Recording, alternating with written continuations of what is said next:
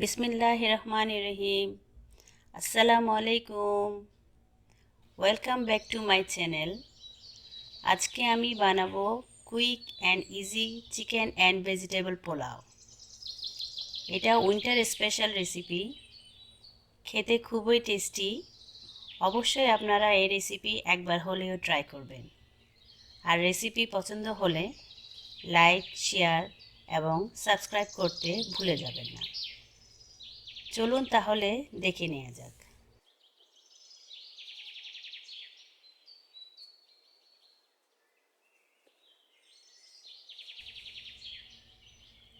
এজন্যে একটি ডিপ হাঁড়িতে আমি 1/3 কাপ তেল দিয়ে দিচ্ছি।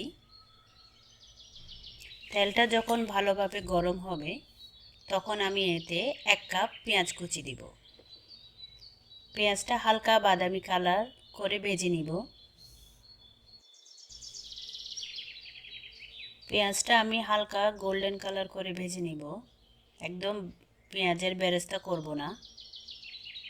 কিছুক্ষণ ভাজার পর এতে আমি 2টো তেজপাতা, 4টা এলাচ আর তিন টুকরো দারচিনি দিয়ে দেব। এবার এই গরম মশলাটা ভালোভাবে পেঁয়াজের সাথে কিছুক্ষণ সতে করে নেব। এতে করে গরম মশলার ফ্লেভারটা খুবই ভালো হয়।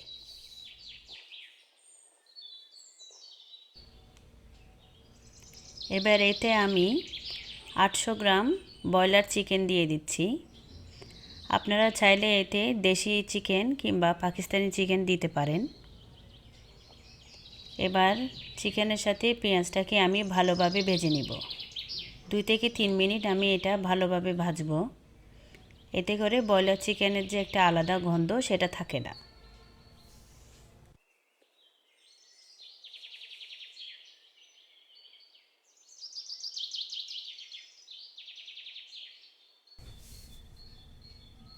এভাবে ভাজলে কিছুক্ষণ পর চিকেনের কালারটা চেঞ্জ হয়ে আসবে। এরপর এতে আমি বাকি মশলা অ্যাড করব।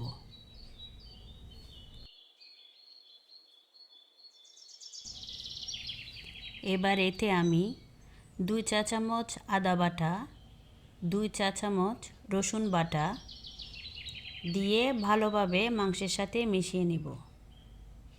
আদা রসুনের একটি কাঁচা গন্ধ থাকে, এজন্য আদা রসুন ভালোভাবে মাংসের সাথে ভেজে নিব। তারপর আমি বাকি মশলাগুলো একে একে অ্যাড করব। আদা রসুনের সাথে মাংস ভালোভাবে ভাজা হয়ে গেলে এরপর বাকি গুঁড়ো মশলাগুলো আমি অ্যাড করব। এবার এতে আমি 4 চা চামচ লবণ, 1 চা চামচ জিরার গুঁড়া, 1 চা চামচ ধনের গুঁড়া,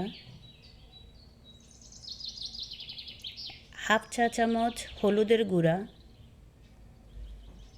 1.5 চা চামচ মরিচের গুঁড়া, হাফ চা চামচ গরম মশলার গুঁড়া। এবার মশলার সাথে মাংস ভালোভাবে কষাতে থাকব।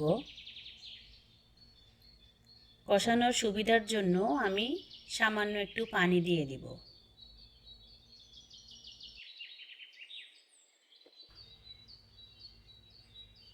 মাংসটা ভালোভাবে নেড়ে ছেড়ে আমি ঢাকনা দিয়ে কিছুক্ষণ ঢেকে রাখব।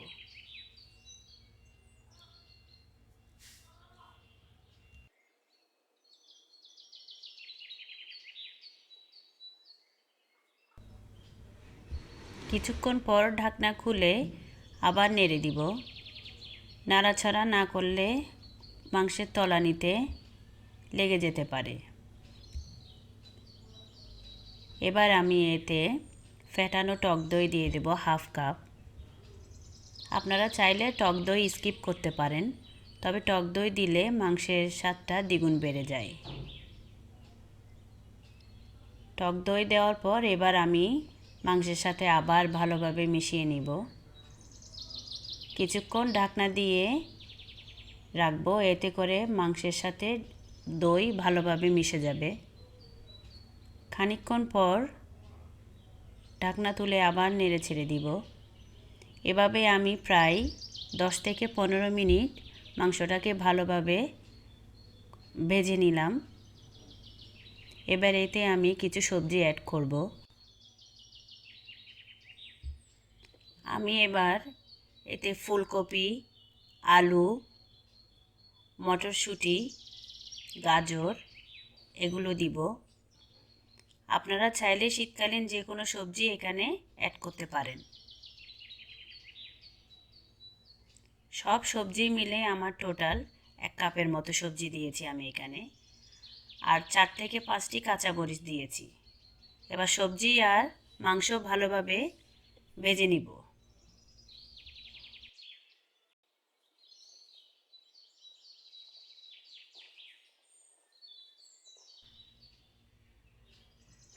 এভাবে কিছুক্ষণ পর পর ঢাকনা তুলে আমি মাংস আর সবজি ভালোভাবে ভেজে নিব।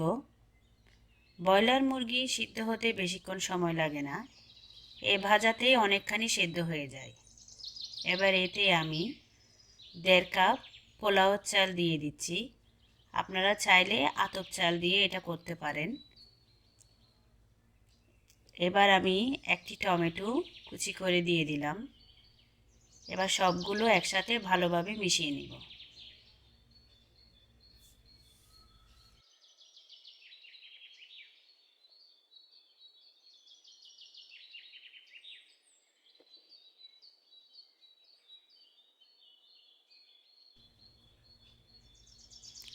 চাল, সবজি, মাংস ভালোভাবে ভাজার পরে এতে আমি গরম পানি দিয়ে দিব। আমি এখানে টোটাল 3 কাপ গরম পানি দিব। আমি চাল নিয়েছি 1.5 কাপ, পানি দিয়েছি 3 কাপ। চাল যতটুকু নেবেন তার ডবল পানি দিবেন। অনেক সময় পানি বেশি লাগে যদি চালটা পুরাতন হয়।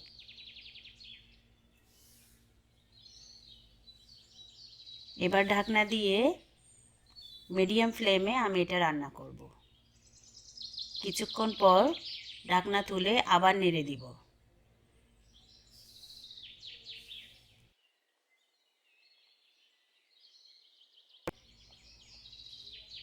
যখন চাল পানি অ্যাবজর্ব করবে তখন এতে আমি 1 টেবিল চামচ ঘি দিয়ে দিব।